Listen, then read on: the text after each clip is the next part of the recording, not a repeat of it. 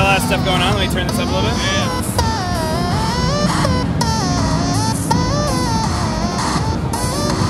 Oh, performance mixer. And performance mixer. Oh. Yeah, it's so wow. good. How wide is that? I'm not sure how many HP it is exactly. That much HP.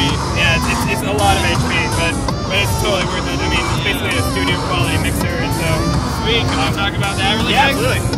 What do we got? We got ins, we got outs. Yeah, so we've got the traditional ins and outs, and two auxes that you can that are switchable, so you can select what channel is sent to which aux, and then you can use two auxes. Two auxes, yeah, and then two stereo channels that you can use as stereo returns. Yeah.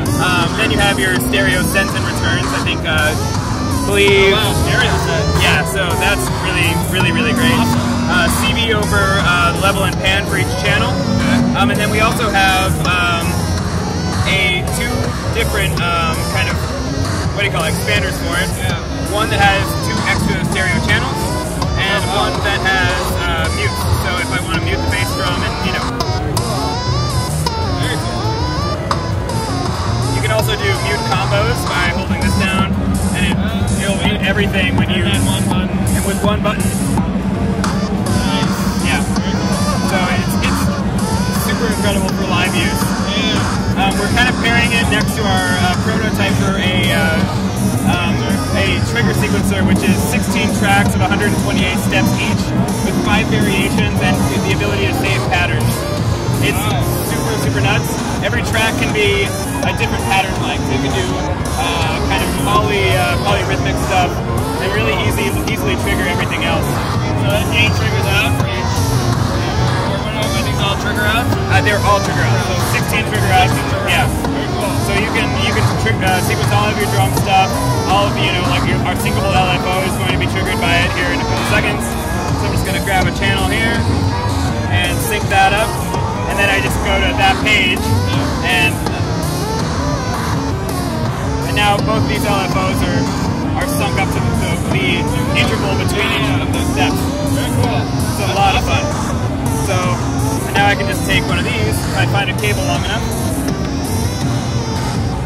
Go skew out.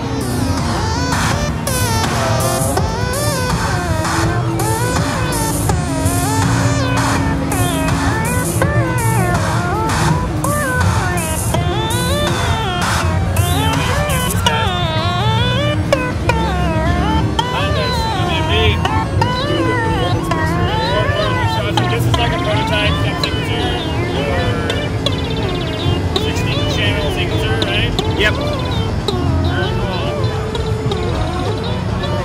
So now the FM of the filter is getting triggered by that. It's being triggered by that.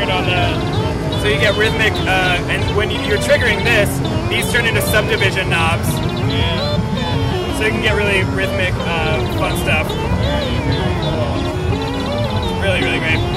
The melody is being sequenced by our new architect. It's our arpeggio generator / quantizer. So you can basically select a scale. So I'm just going to select a C minor scale real quick. Oh, there's like a keyboard up top. Yep. So you can select what kind of notes you want to play, and then really easily, I'm just going to re-trigger it here. I'll put this on 8.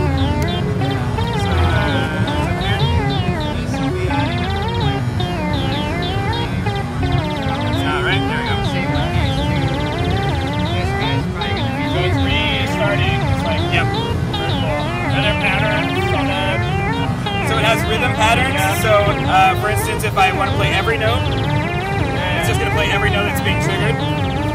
But it also has slide rhythms that without output a smooth voltage. So you can kind of generate, you can generate, what do you call it? Just like acid kind of portamento really quickly. Yeah. So really easy to use. Can you save stuff in it? Like can you save patterns? You can't save at the moment because it has so much CV implementation. You can change the global transposition of everything. So we figured we would just kind of let you just be able to control everything with CV rather than having to exactly. Yeah. Very cool.